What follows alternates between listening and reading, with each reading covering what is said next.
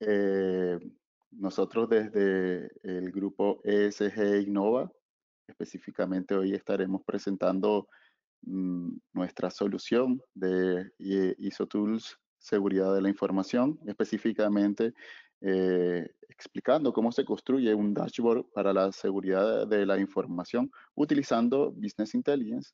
Esto pues está dividido en dos grandes etapas. La primera pues me corresponde para explicarle a nuestra amable audiencia la parte teórica, los fundamentos teóricos que nos sirvieron como base para el diseño de una solución de seguridad de la información, la cual tiene una reportabilidad en dashboard, y esto nos lo va a explicar en la práctica nuestro colega Carlos, ¿vale?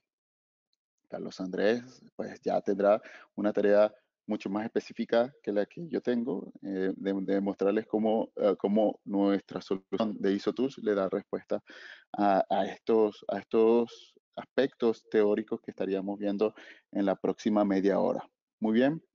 Bueno, Catalina ya hizo la tarea de presentarme. Muchas gracias por esa amable presentación. Puse la cámara para que me dieran cara los que estén por allí del otro lado de la conexión. Voy a quitar mi cámara para que nos podamos concentrar en las PPT del día de hoy que servirán de guía, ¿vale? Eh, por favor, es un complemento entre las imágenes, los datos que tenemos en la PPT y lo que yo voy a estar explicando, ¿vale? Así que cuento con su compromiso de escucharnos y ver lo que estamos presentando. Así pues hacemos un abrebocas para lo que nos presentará Carlos. Bien. Tenemos, pues bueno, nada, aquí un poco de mi función dentro de la organización. Vamos de una vez a la materia, ¿vale? A lo que hoy nos reúne, que es eh, contar con un dashboard para la seguridad de la información. Fíjense, cuando estamos hablando de seguridad de la información, lo esencial, lo básico, es contar con una organización, ¿vale? Eso es fundamental. De hecho, para la versión 2022 de la 27001, la última versión de esta norma, le da un peso específico a la organización de 53 controles. Sí, 53 controles que están dedicados solo a la organización. Bien, esto es porque si nosotros tenemos claros las funciones de cada uno de los integrantes de la organización, los resultados para cuando vayamos a utilizar la tecnología y cuando vayamos a tomar las decisiones en base a esta tecnología están asegurados. Bien, si no estamos organizados, podemos tener la mejor tecnología, la mejor herramienta, incluso las mejores intenciones, pero no se va a lograr ese resultado. Bien, esto pues lo pongo en términos, por ejemplo, de los deportes.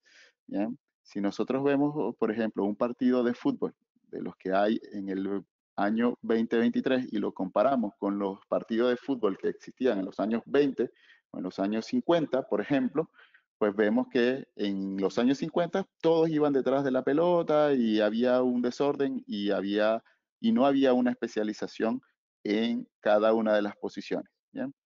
Cuando vemos el fútbol actual, pues vemos eh, eh, eh, deportistas que están hiper especializados en sus áreas y sus desempeños son realmente envidiables. Bien, lo mismo pasa dentro de las organizaciones. Si todos vamos detrás del mismo objetivo y no existe una organización en el cual cada uno reconozca sus funciones y que tenga la capacidad de poder saber cuál es su objetivo dentro de su función y la contribución al gran objetivo, pues probablemente que genere ineficiencias y genere falta de sostenibilidad. Desde SG Innova, que es el grupo que tiene a ISO Tools y a otras organizaciones, pues promovemos lo que es la competitividad y la sostenibilidad de nuestros socios y con ello, pues, promovemos desde la organización, que comenzamos primero que nada en qué queremos lograr y cómo organizarnos para lograrlo. Lo primero que debemos reconocer entonces son cuáles son las mejores prácticas, qué es lo que necesitamos nosotros contar como base, cómo vamos a darle respuesta a esa base y qué resultados vamos a obtener de esto. ¿Vale? Lo primero es conocer a qué es necesario hacer seguimiento y qué es necesario medir, incluyendo los procesos y controles de seguridad de la información. Entendamos en este caso la seguridad de la información está dividida en tres grandes disciplinas, que es la propia seguridad de la información, que son formatos electrónicos y físicos, la ciberseguridad, que es el intercambio de esa información en el ciberespacio, y la protección de la identidad, que es esa misma información, pero que identifica a individuos y que esos individuos tienen unos derechos amparados por ley. Al final, cuando hablamos de seguridad de la información, estamos hablando de esas tres grandes disciplinas. Entonces, ¿a qué es necesario hacer seguimiento? Consideremos que el seguimiento son acciones de verificación continua, en la cual estaremos viendo, por ejemplo, el desarrollo de un acontecimiento. Esto se deriva, por ejemplo, de las tasas, se deriva de las tendencias, se deriva de las frecuencias. Bien, ese tipo de mediciones requieren un seguimiento. Y la medición es una comparación, es decir, cuando nosotros tenemos un resultado real y lo comparamos contra un ideal o uno pensado. Bien, normalmente las mediciones están relacionadas con los objetivos. Cuando decimos, por ejemplo, queremos disminuir en un 10% los niveles de riesgo del año 2022 con respecto al año 2023, o perdón, del año 2023 con respecto al año 2022, ¿sí? Allí estamos haciendo una medición, es una comparación de un ideal, lo que queremos, contra lo que tenemos. Bien, también debemos conocer lo que son los métodos de seguimiento, los métodos de medición, los de análisis y los de evaluación. Contando que los seguimientos tienen que ver con el levantamiento de datos y la presentación en gráficos. La medición tiene que ver con, lo dicho, una comparación contra una meta. El análisis es que si se van a hacer, por ejemplo, análisis de tendencia, de frecuencia, de variabilidad, eso nos va a permitir a nosotros dar un diagnóstico mediante una evaluación. La evaluación es el resultado del análisis. ¿Cómo lo vamos a hacer? Lo vamos a hacer en un informe de gestión. Se entrega trimestralmente por cada uno de los dueños de los procesos y que esos dueños de procesos reconozcan tanto sus activos como los incidentes, vulnerabilidades y niveles de riesgo que tienen esos activos. Esos activos tienen dueños de riesgo y los riesgos también tienen propietarios.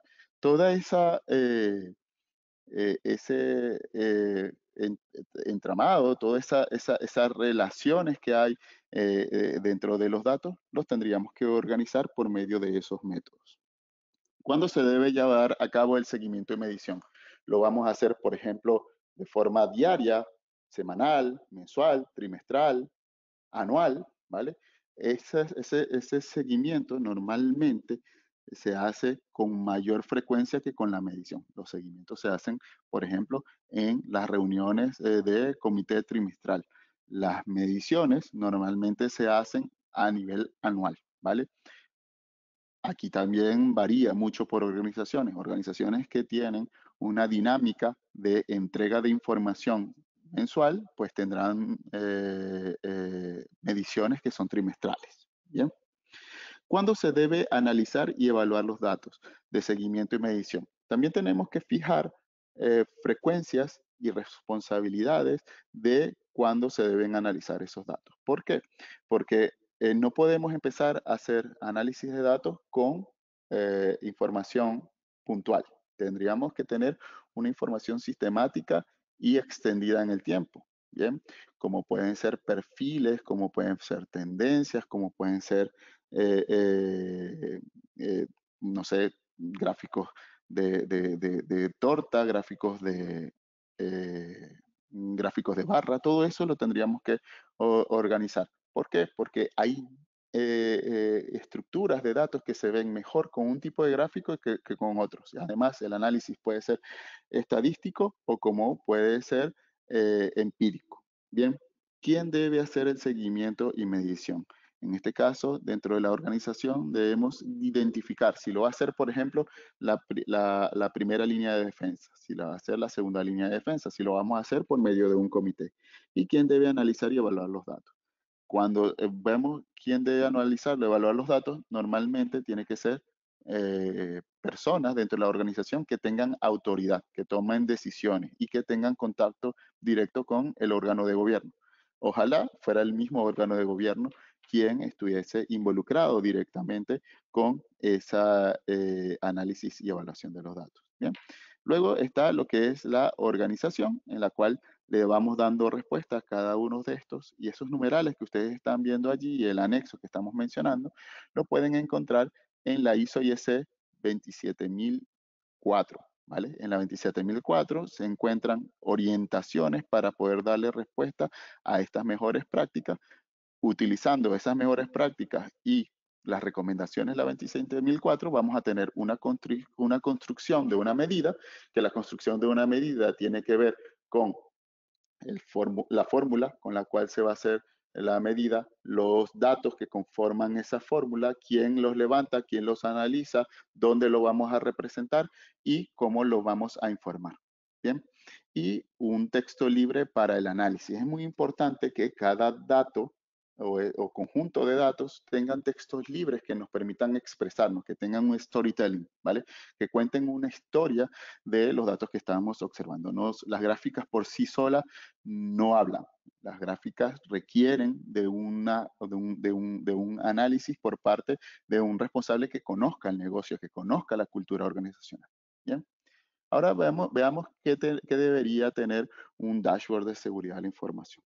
Hay que tomar en cuenta que un dashboard de indicadores de seguridad de la información, ciberseguridad y protección de la identidad debería incluir una variedad de métricas para que los responsables de seguridad de la información, llamémoslo CISO, OSI, responsables del sistema de gestión, y la primera línea de defensa, que son los dueños de procesos, los dueños de activos, los dueños de riesgo, evalúen el estado de la seguridad de la organización y tomar decisión con riesgo informado, ¿vale?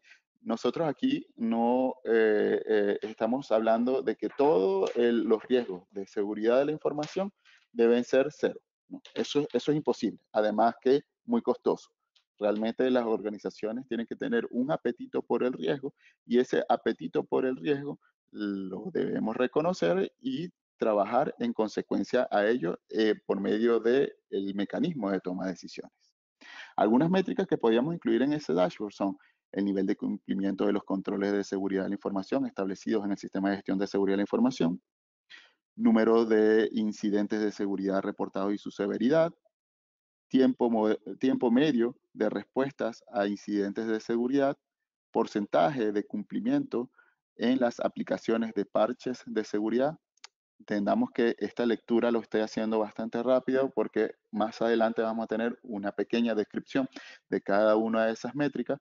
También consideremos que esto no es un requisito mandatorio, es decir, estas métricas son sugeridas, estas métricas son sacadas de nuestra experiencia, de las mejores prácticas que tenemos en ISO Tools, pero podrían ser otras. Y dentro de un momento aclaramos cuáles son los criterios que podrían estar utilizando para poder seleccionar otras métricas. La número 5 nos dice porcentaje de cumplimiento en la realización de auditoría y evaluaciones de seguridad. Esto también lo vamos a explicar más adelante, cómo se diferencian lo que son las auditorías y las evaluaciones de seguridad, que ambas son necesarias para seguridad de la información. Número de vulnerabilidades de seguridad identificadas y su criticidad. Tasa de identificación por malware en la red de la organización. Número de ataques de phishing detectados y su efectividad. número de intentos de acceso no autorizados y su efectividad, y el porcentaje de empleados capacitados en seguridad de la información y ciberseguridad.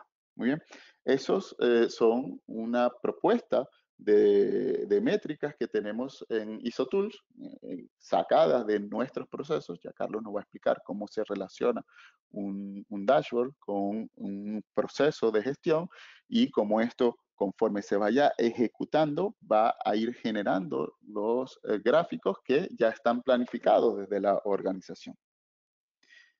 Hay que aclarar que estos son solo algunos ejemplos de los indicadores que se podrían incluir en un dashboard de un sistema de gestión de seguridad de la información. Lo importante es que los indicadores seleccionados sean relevantes para la organización y su cultura y permitan medir el éxito en las iniciativas y métricas de seguridad, ciberseguridad y protección de la identidad que se hayan implementado. Bien, es decir, esto pasa por una toma de decisiones.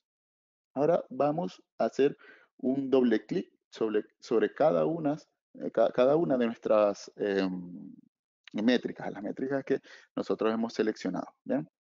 En este caso, pues tenemos el nivel de cumplimiento de los controles de seguridad establecidos en el sistema de gestión de seguridad de la información. Esto va a variar por cada uno de los marcos normativos que tengan a bien ejecutar.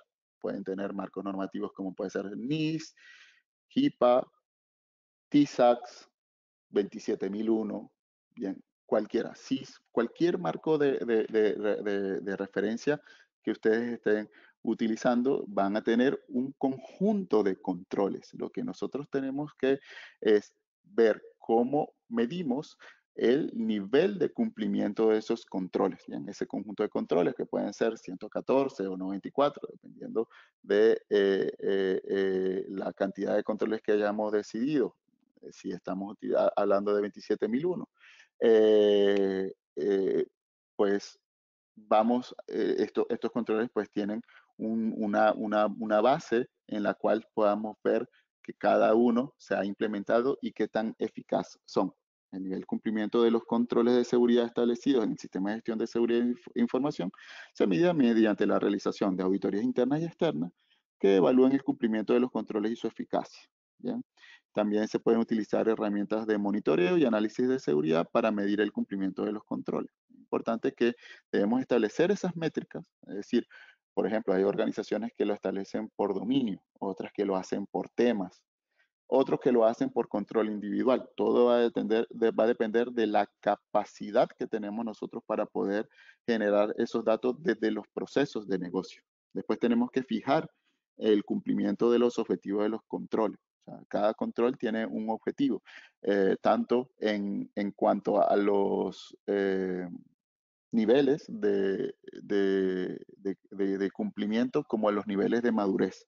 Y, por supuesto, de hacer seguimiento a través de indicadores y reportes. Esos indicadores y reportes de los controles hay que considerarlos como parte de la responsabilidad de uno de los roles fundamentales en los sistemas de gestión de seguridad de la información, que son los dueños de control.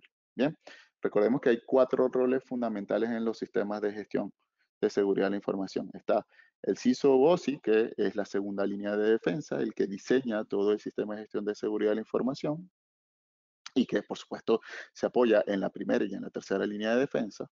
Está el propietario de activos, que es el que toma de decisiones sobre determinados activos para poder explotarlos y aprovecharlos para el negocio.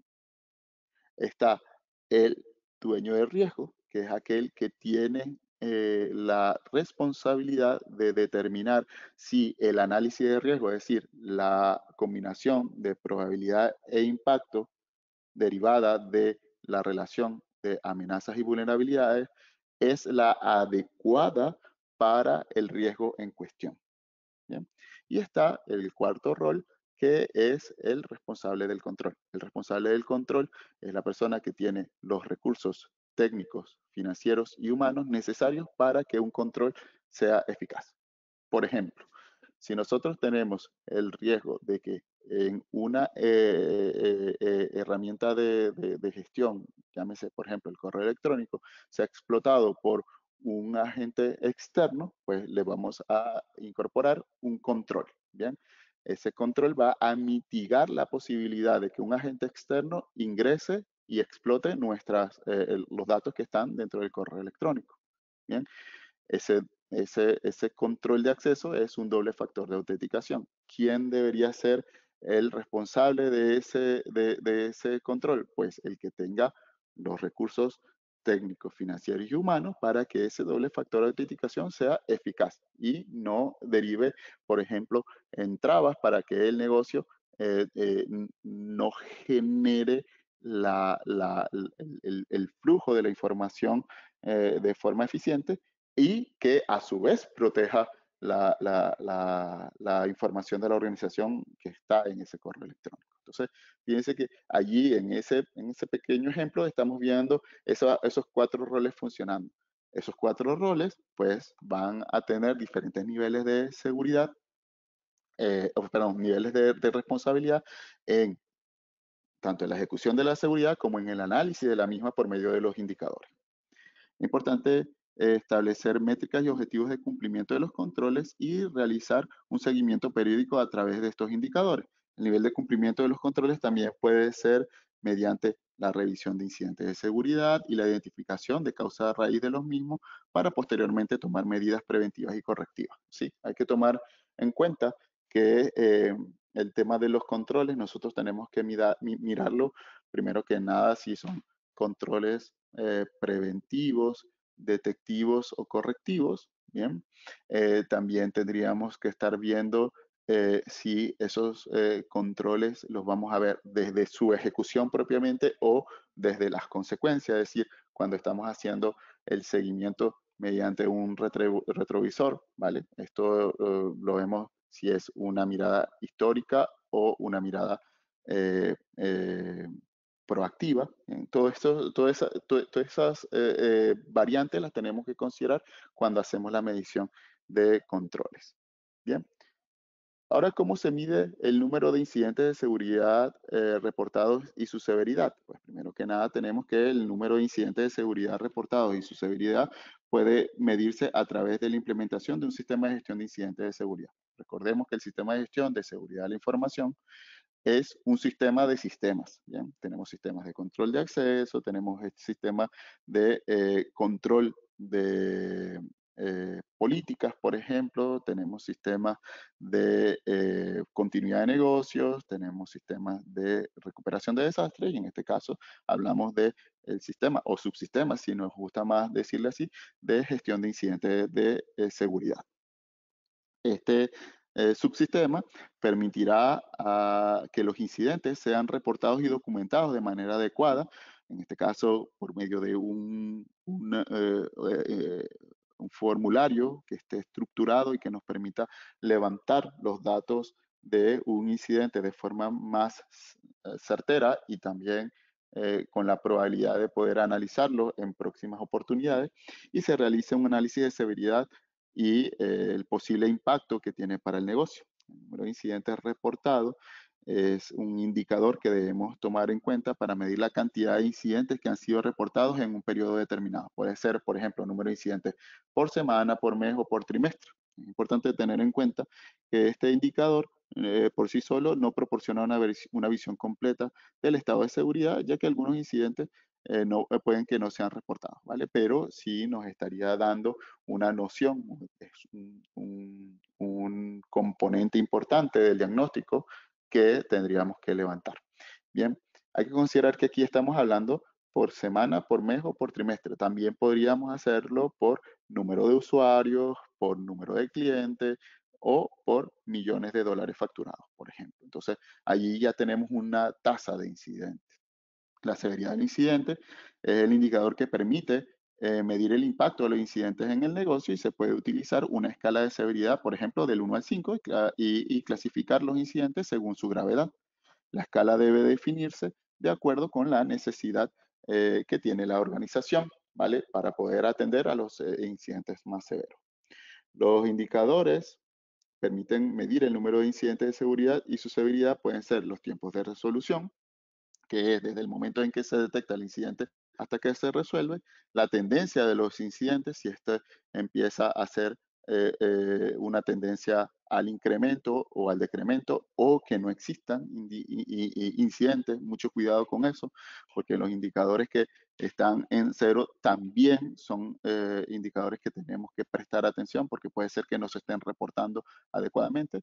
Y finalmente, la combinación de esa tasa de incidentes, la severidad y los tiempos de resolución nos van a permitir a nosotros hacer un diagnóstico de ese componente que es el subsistema de gestión de incidencias. Bien, ¿cómo se mide el porcentaje de cumplimiento de la aplicación de parches? Pues en este caso tenemos que consideremos el porcentaje de sistemas que están actualizados y podemos establecer una meta del 80% de los sistemas actualizados. ¿Por qué no pueden estar al 100%? Porque recordemos que tenemos que garantizar la continuidad operativa y buscar las ventanas necesarias para poder hacer los parches. Pero el tener un porcentaje de parches implementados nos va a permitir saber cuál es la cobertura que tiene ese parcheado. Bien. En este caso, para medir este indicador es necesario contar con un inventario de los sistemas y mantener un registro de actualizaciones de seguridad aplicada en cada uno de ellos. Esto lo podemos hacer mediante, por ejemplo, del inventario de activos y es recomendable establecer un plazo máximo para la aplicación de parches, no solamente ver que se hayan implementado, sino cuánto tiempo tiene determinado sistema sin parcheado. Eso también lo podemos medir como un promedio. La tasa de infección de malware en la red de la organización. Esta tasa está relacionada con un indicador que estamos viendo en pantalla, que es la tasa de infección, el número de dispositivos infectados sobre el total de dispositivos. Esto pues nos va a permitir realizar la medición para contar si las herramientas de seguridad realmente están haciendo una protección contra malware. Existe pues todo un debate de que si vamos a utilizar sistemas anti-malware, la recomendación es que sí, pero por supuesto va a depender mucho del tipo de tecnología que vamos a implementar. Estas mediciones tienen que ser periódicas, ver cuál es la tasa de infección y poder tomar medidas en caso de que haya un aumento significativo. Recordemos que siempre va a haber una tasa de infección, por mínima que sea, esa podría ser aceptable, pero si esta aumenta, por supuesto tenemos que tomar medidas en cuanto a la configuración o actualización tecnológica o incluso también la conducta de nuestros usuarios. Muchas veces dice que el eslabón más débil es el ser humano. Para mí eso es eh, una expresión, aparte de inadecuada, es pues muy irresponsable por parte de quien lo diga. ¿Por qué? Porque si el eslabón más débil es el ser humano, mi pregunta de vuelta sería, ¿y qué estás haciendo tú para que ese no sea el eslabón más débil? ¿Cuáles son las medidas que tú has tomado para que tú, el eslabón más débil, sea consciente, para que conozca la tecnología, para que use adecuadamente los controles? Es decir, cada vez que se dice que el eslabón más débil es el ser humano, la responsabilidad de esa afirmación es de quien hace la afirmación. Normalmente esto viene por parte de los mismos diseñadores de los controles. Entonces, mucho cuidado con eso. El eslabón más débil, si es el ser humano, atendamos al ser humano. Si es la tecnología, atendamos a la tecnología. Si es la organización, pues a ello vamos. Bien.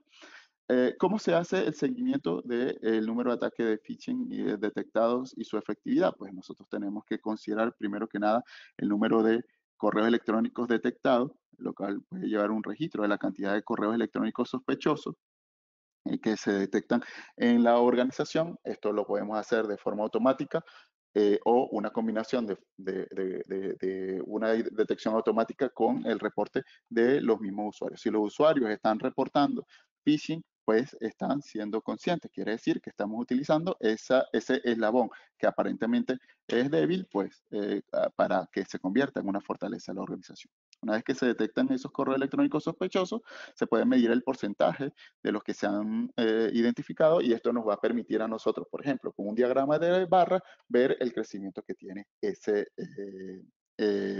porcentaje. ¿Cómo se hace el seguimiento de esos ataques de phishing? Pues bueno, tenemos que ver primero que nada cuántos son los usuarios que tenemos y tendríamos que ver cuánto ha sido el porcentaje de reporte de phishing. También tenemos que ver cuánto es el tiempo de medio desde el momento en que se hace la detección hasta que se le da un tratamiento por medio del responsable de ese activo de información, que en este caso podría ser el correo electrónico o cualquier otro mecanismo de mensajería que tenga la organización. Es importante recordar que el seguimiento de estos indicadores debe ser acompañado por la implementación de medidas de seguridad, educación y concienciación de los usuarios para prevenir ataques de phishing. O sea, podemos tener eh, toda una fortaleza en términos de tecnología, pero la verdad es que los ataques por phishing dependen mucho, mucho de la toma de conciencia y la capacidad que tienen los usuarios de detectarlo y de actuar en consecuencia. Bien. ¿Cómo se hace el seguimiento del número de intentos de acceso no autorizado? Pues primero que nada tenemos que conocer cuáles son esos números de intentos no autorizados, lo cual es la cantidad de intentos de acceso no autorizado que se han registrado en determinado periodo de tiempo por cada uno de los sistemas que tenemos, ¿vale? Dependiendo del sistema y la exposición del mismo, pues tendríamos que tomar medidas para poder fortalecer el control de acceso y también hacer un seguimiento de cuáles son las conductas de los diferentes usuarios a lo largo de los registros, no solamente de altas modificaciones y bajas, sino también de tendencias que tienen sobre la navegación, uso, horarios, ubicaciones, IPs que se utilizan para ello. Bien. ¿Cómo se hace el seguimiento del número de intentos no autorizados y su efectividad? Pues podemos ver, por ejemplo, el tiempo medio de detección y respuesta de los intentos de acceso.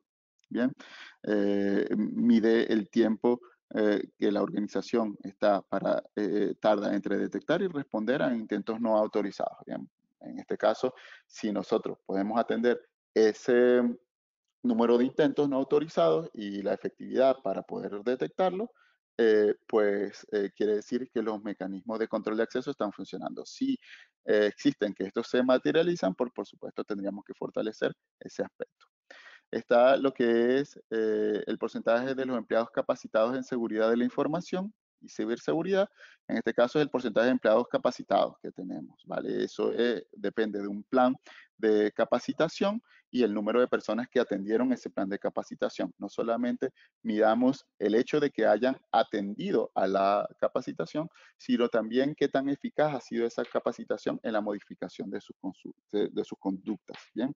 Para realizar este seguimiento es necesario tener un registro actualizado de las capacitaciones de seguridad de la información y ciberseguridad y que, pues por supuesto, se tenga un registro total de los empleados que recordemos que este número es variable en el tiempo, ¿sí? No es estático. Por lo tanto, el hecho de que se hizo una capacitación en octubre del 2022 realmente no está dando ninguna evaluación sana para una organización, ¿vale? Tendríamos que ver la relación de cuántos estaban en ese momento y cuántos atendieron y fueron eficaces, cuántos hay ahora, cuántos han atendido y han sido eficaces. Bien, hasta acá mi exposición.